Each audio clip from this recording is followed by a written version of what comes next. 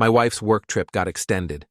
That's what she told me Tuesday night, voice all sweet and apologetic through the phone. Sorry, honey, the client needs us to stay another 3 days. You know how it is. Funny thing about lies, they have a way of unraveling when you least expect them. I'm Eli Marsh, 38 years old, construction foreman for Granite State Builders. I've spent 20 years reading blueprints, managing crews, and spotting problems before they become disasters. You develop an eye for things that don't line up right, details that seem off, cracks in the foundation that everyone else misses. Wednesday morning, I'm scrolling through my coffee and checking the company's social media page. Samantha works for Meridian Solutions, big corporate consulting firm. They love posting photos of their dynamic team at conferences. Great for business, terrible for wives trying to cover their tracks. There it was, a bright, cheerful post from Tuesday evening. Our amazing Meridian team wrapping up a successful conference in Boston. Safe travels home, everyone? 12 smiling faces in business attire, including my wife Sam, all gathered in what looked like a hotel lobby with suitcases. Posted at 6:47 p.m. Same time she called me about the extension. I screenshot the image, then opened our shared location app. We'd set it up years ago for safety. Construction sites can be dangerous, and she wanted to know I was okay. Sweet gesture back then. Useful tool now. Sam's phone showed her location as the Riverside Inn, about 20 miles outside town. Not exactly corporate headquarters material. More like the kind of place you go when you don't want to be seen. My neighbor, Mrs. Greeley, was already outside, tending her garden with the dedication of someone who had nothing better to do than watch the neighborhood. She waved me over, practically vibrating with gossip. Morning, Eli. Saw Samantha leaving last night around 8, all dressed up in that little black dress. You know, the one she wore to your anniversary dinner. Must have been some important business meeting. The anniversary dress. For a work conference, right. Thanks, Mrs. Greeley. I'm sure it was very important. I spent the day at the construction site, running electrical with my crew, but my mind kept circling back to that photo, that timeline, that location. By evening, I had a plan. Sam's car was still at the Riverside Inn when I drove by around 7. I didn't stop, just confirmed what I already knew. Then I went home and waited. She walked through our front door at 10:23 p.m., looking perfectly composed except for the slight smudge of lipstick and the way she wouldn't quite meet my eyes. I was sitting at the kitchen table, laptop open, screenshot displayed. Sit down, Sam. Let's talk about your business trip.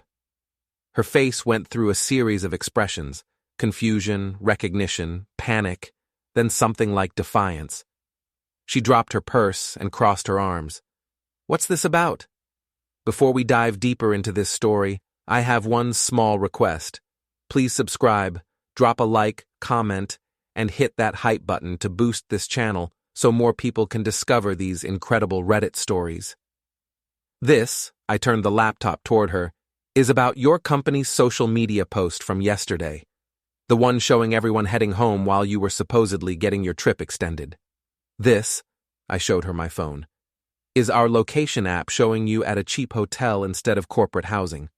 And this, I gestured toward the window, is Mrs. Greeley mentioning how nice you looked in your anniversary dress for that important business meeting. Sam's mouth opened and closed like she was trying to form words that wouldn't come. Finally, she managed, Eli, I can explain. I'm sure you can. But before you do, let me ask you something. How long has this been going on? She sat down heavily, the defiance cracking. It's not what you think. Really? Because what I think is that my wife has been lying to me about work trips so she can meet someone at a hotel. What I think is that she's been using our shared location app to coordinate her stories. What I think is that she wore the dress I bought her for our anniversary to impress another man.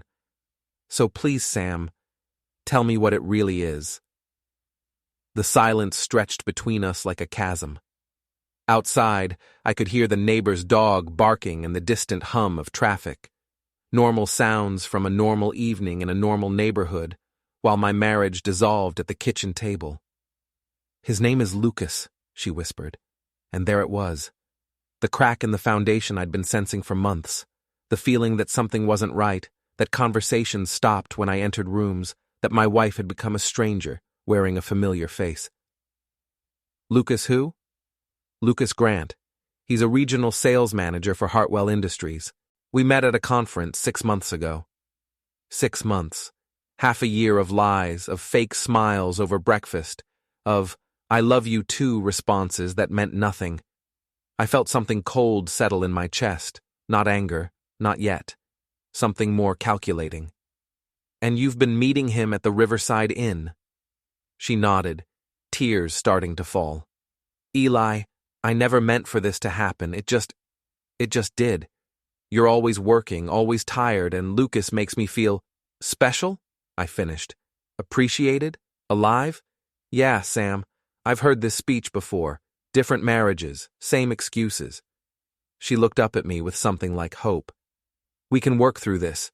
We can go to counseling. I'll end it with Lucas, I promise." That's when I started laughing. Not because anything was funny, but because the alternative was screaming, and I had too much work ahead of me for that kind of emotional display.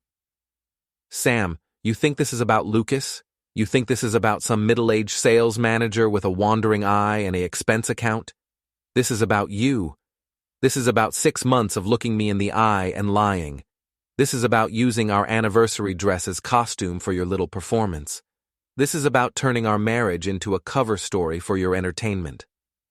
I closed the laptop and stood up. "But mostly, this is about what happens next." "What do you mean?" I headed toward the stairs, then paused. "I mean, your trip just got extended again, Sam. Indefinitely." Thursday morning, I called in sick to work for the first time in 3 years. Mike Rodriguez, my site supervisor, didn't ask questions. 20 years in construction teaches you when to push and when to back off. "Take care of yourself, Eli. We'll handle things here." If only he knew what I was handling. Sam had left early, claiming she needed to get back to normal and show me she was committed to fixing things. What she was really doing was damage control, but I let her think she was managing the situation. People make bigger mistakes when they think they're winning. I started with her laptop, the one she left open on the kitchen counter in her rush to get out the door. Sam had always been careless with technology, assuming that deleting a text or clearing browser history was the same as making something disappear. She never understood that digital information is like concrete. It leaves traces long after you think it's gone. Her email was a gold mine. 6 months of correspondence with Lucas Grant, starting professional and gradually becoming personal. The early messages were innocent enough. Follow-ups about conference presentations, shared articles about industry trends. But by month 3, they were planning business dinners that lasted until midnight and client meetings that happened to coincide with her monthly work trips. The real revelation came in a folder labeled Personal Projects. Messages between Sam and her best friend Paige, detailing every step of the affair. Paige wasn't just a passive listener.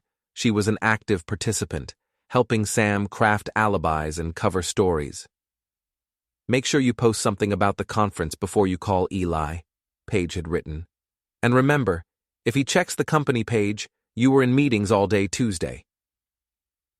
Except Sam had been sloppy. She posted the "still here" story after the company had already posted everyone leaving. I screenshot everything, backed it up to 3 different cloud accounts, and printed the most damaging exchanges. Then I did something Sam would never expect. I started thinking like a contractor. When you're planning a major renovation, you don't just focus on the obvious problems. You check the foundation, the electrical, the plumbing. You look for structural issues that could bring down the whole house.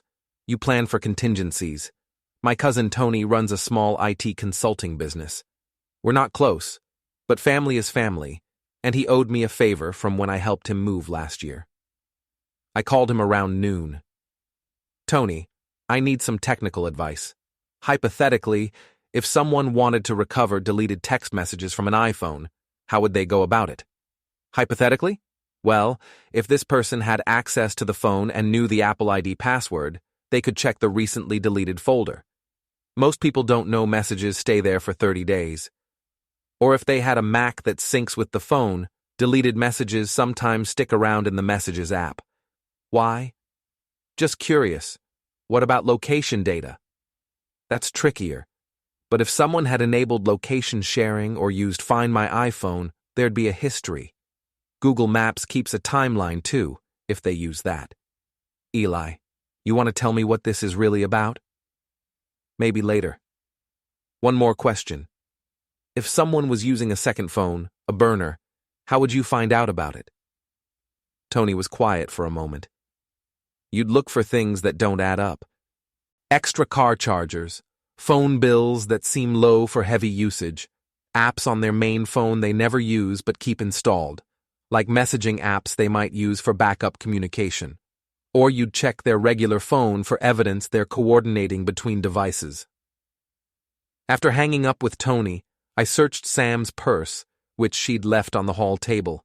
Hidden in an inside pocket, wrapped in a small cloth bag, was a second iPhone. Older model, probably picked up used. The kind of phone you buy with cash and activate with a prepaid plan. The burner phone told the real story. Hundreds of messages between Sam and Lucas, but also between Sam and Paige, and, this was the surprise, between Paige and Lucas. Paige wasn't just helping Sam with her affair. Paige was having her own relationship with Lucas. The three of them had been playing some kind of complicated game, with me as the unwitting fourth player. The messages revealed the scope of their planning. They'd been coordinating schedules, sharing alibis, and this made my hands shake with anger, laughing about how easy it was to fool poor Eli. He's so trusting, Sam had written. Sometimes I almost feel bad. Don't, Paige replied. He's getting what he wants, a wife who doesn't bother him with drama.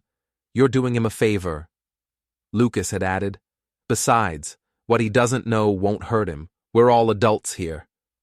What he doesn't know won't hurt him. I spent the rest of the afternoon documenting everything. Screenshots, printed emails, detailed notes with dates and times. I created a timeline of their affair, cross-referenced with Sam's work trips and my own work schedule. The pattern was clear. They'd been planning around my life, using my predictable routine as cover for their activities. By evening, I had enough evidence to end my marriage 10 times over. But ending the marriage wasn't the goal anymore. These people had made me into a joke, a convenient fool whose only purpose was providing cover for their entertainment. They wanted to play games with my life? Fine. But they were about to learn that some games have consequences. Sam came home around 7, carrying Thai food and wearing what I used to think was a genuine smile. I thought we could have dinner together, she said. Talk about how we're going to fix this. I helped her set out the containers, poured wine, made small talk about her day. She relaxed as we ate, probably thinking she'd successfully managed the crisis, that I was going to be the understanding husband who accepted her apology and moved forward. I've been thinking about what you said, I told her as we cleared the dishes. About counseling. Her face lit up. Really? Eli, I think that could really help us. Absolutely. In fact, I've already reached out to someone. That's wonderful. When do we start? I pulled out my phone and showed her the screen, Lucas Grant's contact information, pulled from her burner phone. I thought we'd start by having an honest conversation with Lucas, get everyone's perspective on the situation. The color drained from her face. How did you... Your second phone, Sam, the one in your purse, the one with 6 months of messages between you, Lucas, and Paige, the one where you all had such a good laugh about poor Eli and his trusting nature. She sat down hard, wine glass slipping from her fingers and shattering on the kitchen floor. Eli, please let me explain. Oh, you'll get your chance to explain, we all will. I'm thinking we should meet somewhere public. Maybe that nice restaurant downtown where you and Lucas had your first official date. According to your messages, that was March 15th, a Tuesday. You told me you were at a client dinner. Sam was crying now, but they weren't the manipulative tears from the night before. These were panic tears.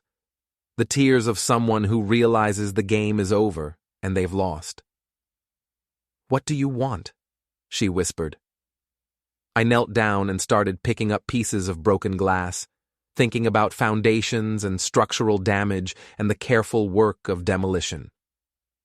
"What I want, Sam, is for your trip to finally come to an end, and I want everyone to be there when it does." Friday morning, I sent 3 text messages. To Sam: "Meet me at Café Luna, 2 p.m. Come alone. We need to talk about our future." To Lucas: "This is Sam's husband. We should meet. Café Luna, 2:15 p.m. Don't keep me waiting." To Paige: "Sam told me everything. If you want to help your friend, be at Café Luna at 2 p.m. back parking lot." Then I called Sharon Murphy, who owns Murphy's Tavern downtown. Sharon's been running that bar for 15 years, and in a town this size, she knows everyone's business before they do. More importantly, she has a voice recorder app on her phone that she uses for inventory notes, and she's not shy about sharing information when the situation calls for it. "Sharon, it's Eli Marsh. I need a favor, and I think you're going to enjoy helping me with this one." "What kind of favor, honey?" "The kind that involves my wife, her boyfriend, and a very public conversation about honesty in relationships. You free this afternoon?" Sharon's laugh was like gravel in a cement mixer. "Eli, I've been waiting for someone to call Sam Marsh on her nonsense for years. What do you need?" Café Luna sits on Main Street, right in the center of town's business district. Big windows, outdoor seating, the kind of place where half the town stops for coffee at some point during the day. Perfect for the kind of conversation that needs witnesses. I arrived at 1:45 p.m. and took a table near the window with a clear view of the parking lot. Sharon was already there, sitting at the counter with her phone discreetly positioned to record whatever was about to happen. Sam showed up first, looking nervous but determined. She'd dressed carefully. Conservative blouse, minimal makeup, the kind of outfit designed to suggest a woman ready for serious conversation about saving her marriage. She sat down across from me, hands folded, trying to project calm. "Thank you for agreeing to meet. I know this is hard, but I really think we can work through this." "I'm sure you do. Coffee?" "Please." I signaled the waitress, ordered 2 coffees, and settled back to wait. Sam filled the silence with nervous chatter about her morning, her co-workers, anything except the real reason we were there. I let her talk, watching the parking lot through the window. Lucas arrived at exactly 2:15, driving a silver BMW that probably cost more than I made in 6 months. He parked, checked his reflection in the rearview mirror, and walked toward the cafe with the confident stride of a man who thought he was in control of the situation. He stopped when he saw Sam and me through the window. For a moment, he looked like he might turn around and leave. Then his jaw set, and he pushed through the door. "Sam? What's going on here?" "Sit down, Lucas," I said, without looking up from my coffee. "We're all going to have a conversation." "I don't think that's a good idea." "I don't really care what you think is a good idea. Sit down or I'll start this conversation loud enough for everyone in here to enjoy it." Lucas sat, positioning himself as far from me as possible while still being at the same table. Sam looked back and forth between us like she was watching a tennis match. "Now then," I said, pulling out my phone. "Let's talk about honesty." I opened the screenshots I'd prepared and placed the phone on the table where they could both see it. Messages between Sam and Lucas, between Sam and Paige, between all 3 of them. 6 months of lies, planning, and mockery laid out in digital black and white. "Recognize these?" Sam's face went pale. Lucas leaned forward, squinting at the screen, then sat back with a curse. "How did you get these?" "Does it matter? What matters is that I have them. All of them. including the ones where you three had such a good time laughing about poor Eli and his trusting nature. Eli, please, Sam started, but I held up a hand. I'm not finished. See, what's interesting about these messages isn't just the affair. It's the planning, the coordination, the way you used my work schedule, my travel, my predictable routine to cover your activities. You turned my life into a convenient alibi for your entertainment. Lucas was looking around the cafe, probably wondering how many people were listening. The answer was most of them. Conversations had gotten quieter, and I could feel attention focusing on our table. But what's really interesting, I continued, is this conversation from last week. I scrolled to a particularly damaging exchange and turned the phone toward them. Messages discussing their plan to frame me as an inattentive workaholic husband if I ever found out about the affair. How they'd paint Sam as a neglected wife who'd made an understandable mistake. How they'd use my work schedule and blue-collar background to suggest I was an unsuitable partner for someone as ambitious and sophisticated as Sam. You weren't just planning an affair, I said. You were planning my character assassination. The cafe had gone completely quiet now. Even the espresso machine seemed to have stopped hissing. That's not, Sam started. That's not what? Not true? Not fair? Not the plan? I leaned forward. Sam, I've got 6 months of messages detailing exactly what the plan was, including the part where Paige was supposed to provide witness testimony about my controlling behavior if you needed it for a divorce. Where is Paige? Lucas asked, looking around nervously. Oh, she's here. She's been here the whole time, actually. Paige! I waved toward the back of the cafe, where Paige had been sitting with her laptop, pretending to work while actually listening to every word. She looked up with the expression of someone who'd just been caught shoplifting. Come join us, Paige. Don't be shy. Paige approached our table like she was walking to her own execution. The entire cafe was watching now, not even pretending to mind their own business. Sit down, Paige.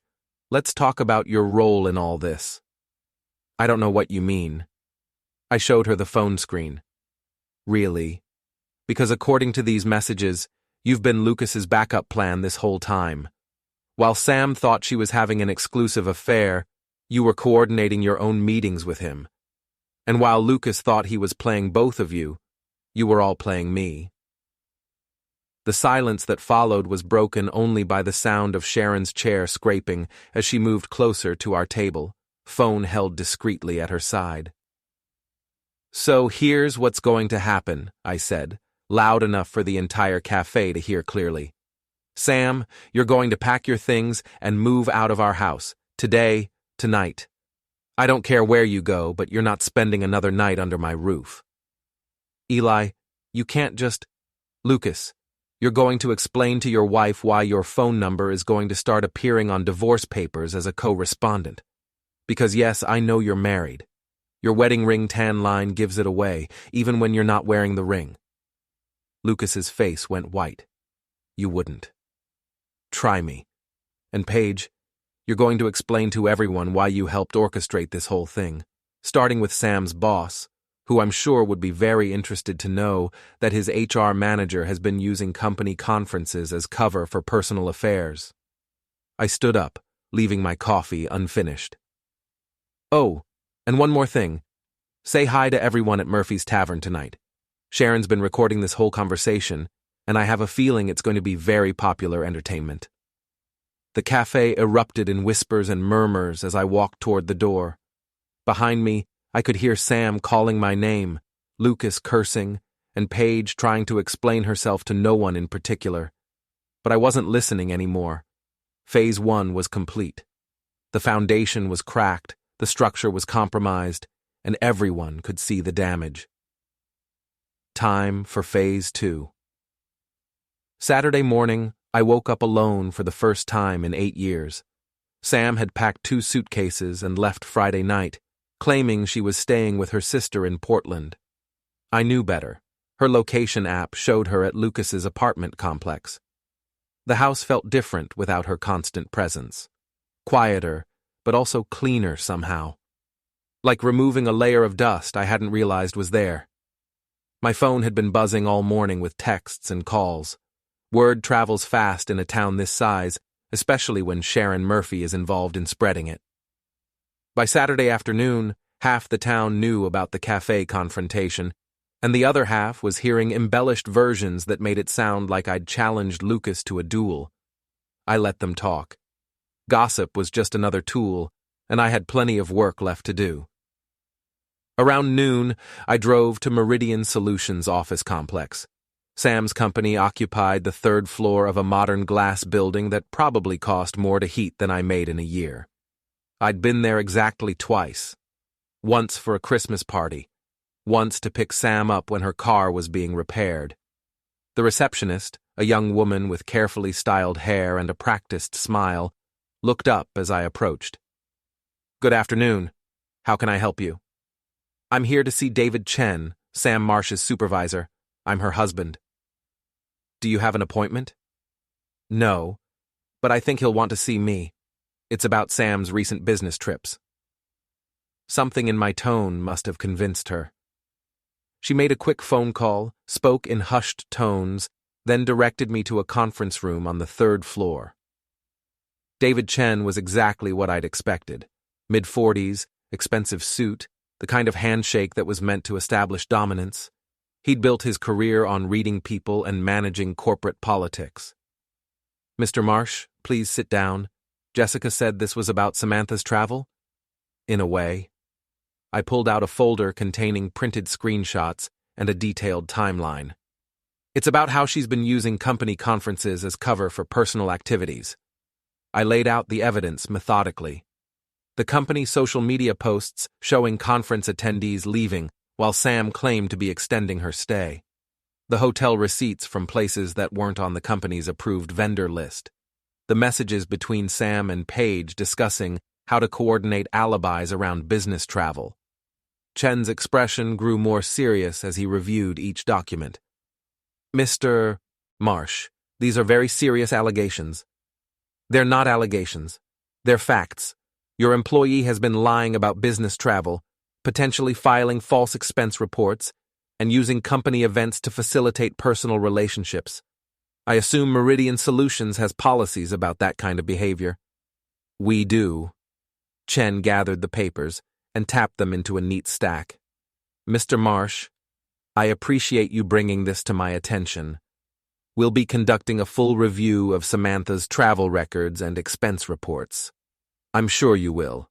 One more thing, Sam's friend Paige works in your HR department.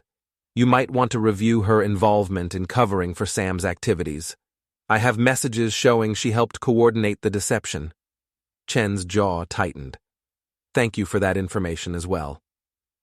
I left the office feeling like I'd just completed a particularly satisfying demolition job, clean, thorough, and structurally sound. That evening, I met Mike Rodriguez at Murphy's Tavern. The place was packed, Saturday night crowd mixed with people who'd heard about yesterday's cafe drama and wanted to get the full story from Sharon. "Eli, buddy, you look like hell," Mike said, as I sat down at our usual table in the back. "Feel worse than I look. Sharon told me what happened yesterday. That took guts. That took planning. Guts would have been confronting them privately and trying to work things out. What I did was calculated public humiliation." Mike raised his beer. "Sometimes that's what the situation calls for." We drank in comfortable silence for a while, watching the crowd. Sharon was holding court at the bar, telling an animated version of the cafe confrontation to anyone who'd listen. Every few minutes, someone would glance over at me with a mixture of sympathy and curiosity. "So what's next?" Mike asked. "Next, I finish what I started." "Meaning?" "Meaning Sam and her friends thought they were playing a game with no consequences. They're about to learn otherwise." Mike studied my face in the dim bar light. "Eli, you're not thinking of doing anything stupid, are you?" "Define stupid." "Anything that lands you in jail or costs you your job." I shook my head. "Nothing like that. But they humiliated me for 6 months, Mike. Made me into a joke. Used my marriage as cover for their entertainment. That has to have consequences. Just be careful, okay? Revenge has a way of eating people up from the inside. This isn't revenge. This is demolition. Sometimes you have to tear down the old structure before you can build something new. My phone buzzed with a text from an unknown number. We need to talk. This has gone far enough. Lucas. I showed the message to Mike, who whistled low. That guy's got nerve. I'll give him that. I typed back, construction site, Maple Street project. Tomorrow, 8 p.m. Come alone. You sure that's a good idea? Mike asked. Probably not, but it's going to be interesting. Sunday evening, I was waiting at the construction site when Lucas arrived. He looked nervous, constantly checking over his shoulder as he walked toward where I stood near the foundation of what would eventually be a small office building. Thanks for meeting me, he said, staying about 10 feet away. What do you want, Lucas? I want this to stop. The whole thing has gotten out of hand. Has it? Because from where I stand, it's just getting started. He took a step closer. Look, I know you're angry. You have every right to be angry.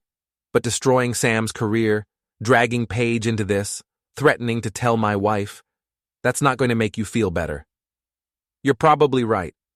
But it's going to make me feel something other than stupid, and right now that's enough. What do you want? Money? You think this is about money? I laughed, and the sound echoed off the concrete foundation walls. Lucas, this is about respect. This is about the fact that you three spent 6 months treating me like I was too dumb to notice what was happening in my own marriage. You never meant for me to find out. There's a difference. Lucas ran his hands through his hair, looking around the construction site like he was planning escape routes. Okay, yes, we should have been more careful about your feelings, but it's over now. Sam and I were done. She's moved out, you're getting divorced, everyone moves on with their lives. Except it's not over, Lucas. See, I've been doing some research on you. Hartwell Industries, regional sales manager, married to Jennifer Grant for 12 years, 2 kids in middle school, nice house in Riverside Heights. Jennifer volunteers at the animal shelter, runs marathons, posts pictures of your family vacations on social media. His face went pale. Leave my family out of this. Your family was already in this the moment you decided to cheat on your wife with mine. The question is whether Jennifer finds out from me or from you. She doesn't need to know. It would destroy her. Should have thought of that 6 months ago. Lucas took another step closer, and I could see sweat beading on his forehead despite the cool evening air. What do you want me to do? I want you to understand that actions have consequences. I want you to stop thinking you can use other people's lives as entertainment without paying a price. And I want you to know that this isn't over until I say it's over. Are you threatening me? I'm educating you. There's a difference. Lucas stared at me for a long moment, then turned and walked back toward his car. Halfway there, he stopped and called back. This isn't going to make Sam love you again. Lucas, I called back, I don't want Sam to love me again. I want her to understand what it feels like to lose something important. After he left, I stood alone at the construction site, looking at the foundation we'd poured the week before. Solid concrete, reinforced steel, built to last, the kind of structure that could support whatever you wanted to build on top of it. Tomorrow, I was going to start building something new. The annual Riverside Fall Festival happens every October, right in the center of town. Local businesses set up booths, there's live music, food trucks, and a beer garden that stays busy from noon until closing. Most importantly, there's a main stage with a big screen for announcements, presentations, and community events. I'd been planning this for 2 weeks, ever since I confirmed that Sam, Lucas, and Paige would all be attending. Sam was volunteering at the Meridian Solutions booth, assuming she still had a job after David Chen finished his investigation. Lucas was representing Hartwell Industries, probably trying to maintain his professional reputation while his personal life fell apart. and Paige was helping coordinate the social media coverage for several local businesses. Perfect. All my targets in one place, with the entire town as an audience. I'd spent the previous week working with my cousin Tony on what he called social engineering. We'd created fake social media accounts, sent carefully crafted messages, and planted information designed to draw Sam, Lucas, and Paige into a very public trap. The bait was simple: a fake contest announcement for Riverside's most dynamic business partnership, complete with a cash prize and recognition on the main stage. All they had to do was show up at the designated time and claim their award. Tony had done excellent work making the contest look legitimate. Professional graphics, a fake sponsorship from a regional business association, even a website with terms and conditions. Sam, Lucas, and Paige had all responded enthusiastically, probably seeing it as a chance to rehabilitate their reputations after the café incident. Saturday afternoon, I positioned myself near the main stage with a clear view of the crowd. The festival was in full swing, families with kids, teenagers trying to look cool, older couples enjoying the music and food, normal people having a normal good time, unaware they were about to become audience for the final act of my marriage. Sharon Murphy had closed her tavern for the afternoon so she could attend the festival. She found me around 3 o'clock, carrying a beer and wearing the expression of someone who knew exactly what was about to happen. "Eli, honey, you look like a man with a plan." Something like that. "Want to tell me what I'm about to witness? You'll know it when you see it." At 4 o'clock, Sam, Lucas, and Paige gathered near the main stage, looking around for whoever was supposed to present their award. They were dressed professionally, probably hoping to make a good impression on whatever business leaders were supposedly sponsoring the contest. I waited until they were all together, clearly visible to most of the crowd, then sent a text to Tony, "Show time." The main stage screen, which had been displaying a slideshow of local business advertisements, suddenly changed to a new presentation.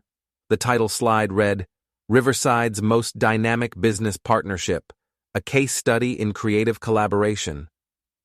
Sam, Lucas, and Paige looked confused but pleased. This was their moment of public recognition, their chance to show the town they were successful, professional people who deserved respect despite recent gossip. The second slide appeared, a screenshot of text messages between Sam and Lucas, discussing their first hotel meeting. The crowd noise began to die down as people realized what they were looking at. Sam's face went white. Lucas started looking around frantically, probably trying to figure out how to get to the AV controls. The third slide, messages between Sam and Paige, coordinating alibis and laughing about poor Eli. The fourth slide, messages between Paige and Lucas, revealing their own relationship. By now, the entire festival had gone quiet. Hundreds of people were staring at the screen, reading the most intimate details of a 6-month affair played out in digital black and white. Sam was pulling at Lucas's arm, trying to get him to leave the stage area, but they were surrounded by crowd now. People were pointing, whispering, some taking pictures with their phones. The presentation continued for another 5 minutes, methodically documenting the entire affair. The planning, the deception, the mockery of me, and the three-way relationship that none of them had been honest about with the others. The final slide was simple text. "Congratulations to Riverside's most dynamic business partnership. Your collaboration has been truly unforgettable." Then the screen went back to its regular slideshow, leaving Sam, Lucas, and Paige standing in front of hundreds of people who had just witnessed their complete humiliation. The crowd's reaction was immediate and brutal. Laughter, pointing, conversations erupting as people discussed what they'd just seen. Sam was crying, Lucas was cursing, and Paige was trying to disappear into the crowd. I watched from my position near the beer garden, feeling something I hadn't experienced in months. Satisfaction. Clean, complete, structural satisfaction. Sharon appeared at my elbow. "Eli, that was the most beautiful thing I've ever seen." "Thank you." "What happens now?" "Now they live with the consequences."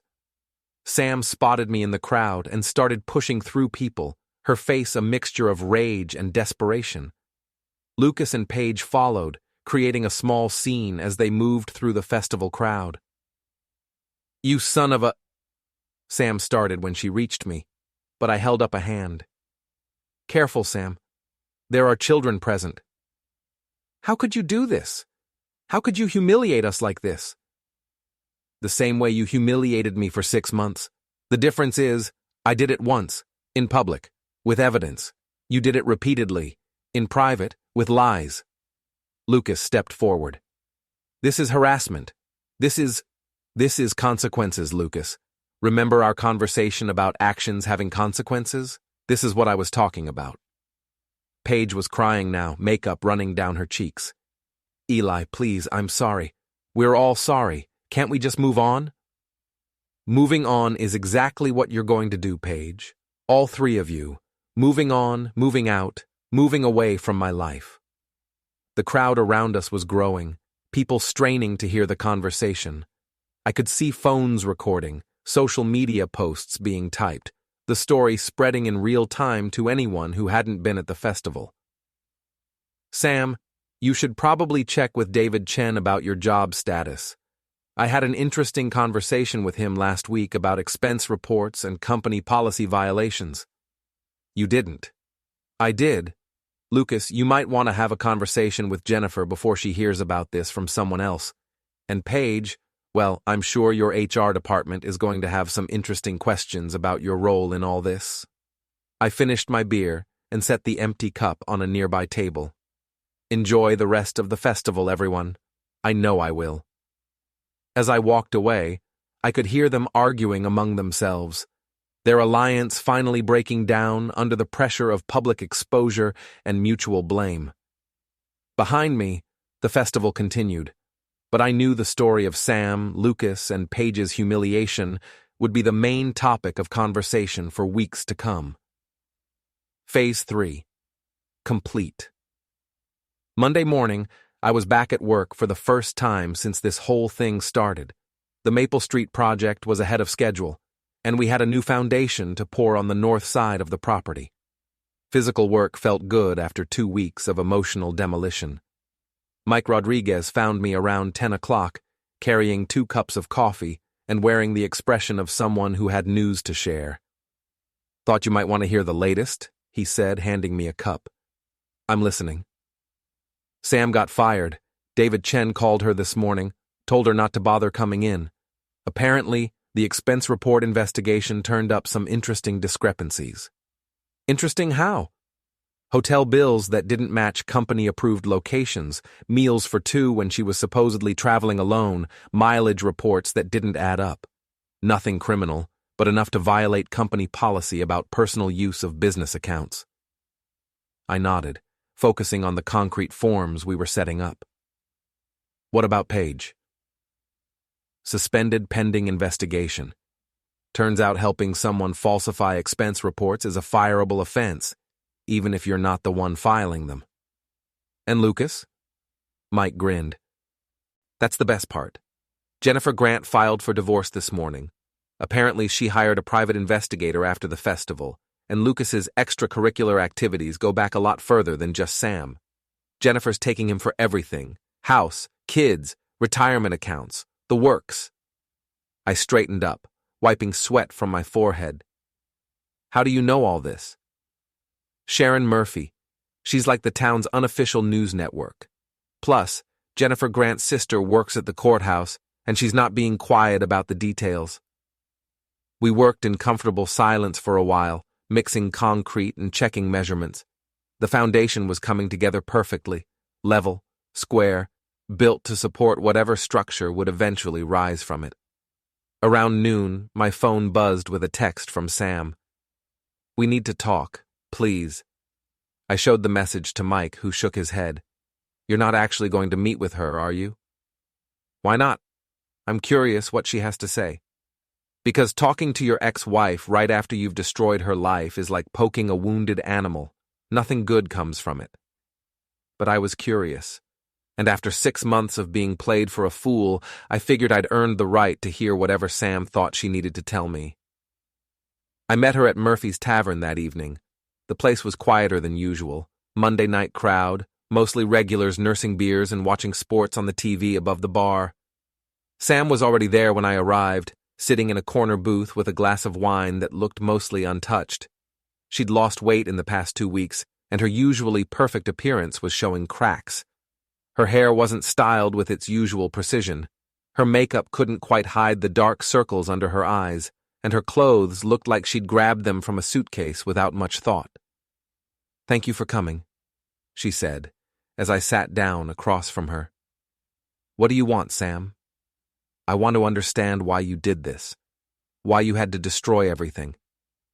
I signaled Sharon for a beer, then settled back in the booth. "You want to understand? Really?" "Yes." "Okay. For 6 months, you lied to me every single day.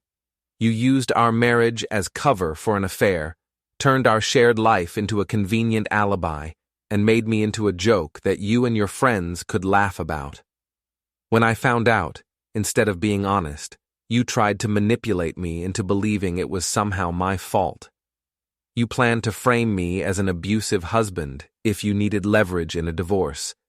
You turned the most important relationship in my life into a performance for your entertainment." Sam stared down at her wine glass. "I never meant for it to go that far. But it did go that far. And when you got caught, your first instinct wasn't to apologize or try to make things right. Your first instinct was to manage the situation, control the narrative, and minimize the damage to yourself. So you decided to destroy my career, my friendships, my reputation?"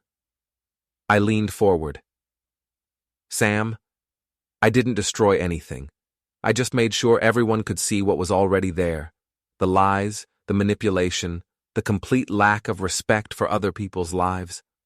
All I did was turn on the lights. You humiliated me in front of the entire town.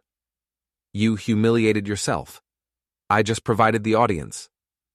Sharon brought my beer and retreated to the bar, probably sensing this wasn't a conversation that needed interruption. "What happens now?" Sam asked. "Now you live with the consequences of your choices. You find a new job, probably in a new town where people don't know the story. You figure out how to rebuild your life without using other people as stepping stones. And us? There is no us, Sam. There hasn't been an us for 6 months, maybe longer. There's just been you, using me as a convenient cover story while you figured out what you really wanted." She started crying then, not the manipulative tears I'd seen before, but genuine grief for everything she'd lost. "I'm sorry, Eli. I'm really, truly sorry." "I believe you, but sorry doesn't fix the foundation once it's cracked. Sometimes you have to tear the whole thing down and start over." I finished my beer and stood up. "Take care of yourself, Sam. And next time you're in a relationship with someone, try treating them like a person instead of a prop." I left her there in the booth, crying into her wine, and walked out into the cool October evening. The town looked the same as it always had. Small, quiet, the kind of place where everyone knows everyone else's business. But it felt different now. Cleaner somehow. My phone buzzed with a text from an unknown number. "You win. I'm leaving town. Lucas." I typed back, "This was never about winning. It was about consequences." Then I deleted his number and walked home to my empty house, which no longer felt empty. It felt like a foundation, solid and level, ready for whatever I decided to build next. Behind me, Murphy's Tavern glowed warm against the darkness, full of people living their normal lives, telling their normal stories, most of them honest enough not to need the kind of lesson I'd just finished teaching. The trip was finally over. Checkout time had come and gone, and for the first time in months, I was exactly where I belonged.